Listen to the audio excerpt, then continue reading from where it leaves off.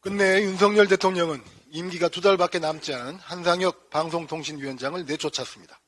지상파와 정편을 비롯한 방송과 통신업계 규제를 총괄하는 방통위를 장악하고 방송 개혁에 나서겠다는 것을 분명히 했습니다.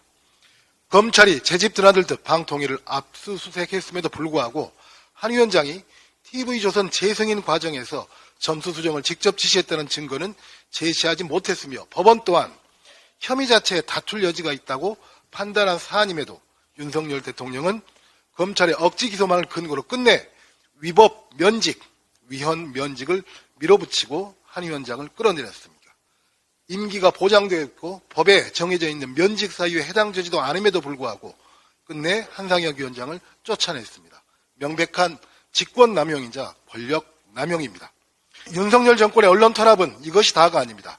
경찰은 한동훈 법무장관의 인사청문회 자료 유출 혐의를 들어 MBC 기자의 휴대전화, 주거지, 차량까지 압수수색하고 MBC 사옥마저 압수수색을 시도했습니다. 그 기자는 윤석열 대통령의 비속어와 욕설 파문을 보도한 당사자로 보복성 과잉 수사라는 비판이 곳곳에서 분출하고 있습니다. MBC 세무조사 525건, 과잉금 부과, MBC 기자 전용기 탑승 불허 등 감사원, 국세청, 검찰, 경찰을 총동원해 언론을 짓누르는 것만으로는 윤석열 대통령의 분이 아직 풀리지 않는 모양입니다. 박근혜 정부 당시 70에 불과했던 세계 언론자유지수가 문재인 정부에서 42위까지 회복됐지만 윤석열 정부 취임 1년 만에 47위로 하락한 것은 그 짧은 기간 동안 윤석열 정부의 언론 탄압이 얼마나 거칠고 집요했는지를 이야기해주고 있습니다. 국민의힘은 지난 29일 시민단체 선진화 특별위원회를 구성했다고 합니다. 일제 강제징용자 피해자를 지원해온 시민단체 관련 논란이 그 계기라지만 지난해 윤석열 정부가 시민단체 보조금 사용 현황에 대한 감사를 발표한 이후 이제 본격적으로 집권 여당이 시민단체 때리기에 총대를 매겠다는 것과 다를 바 없습니다.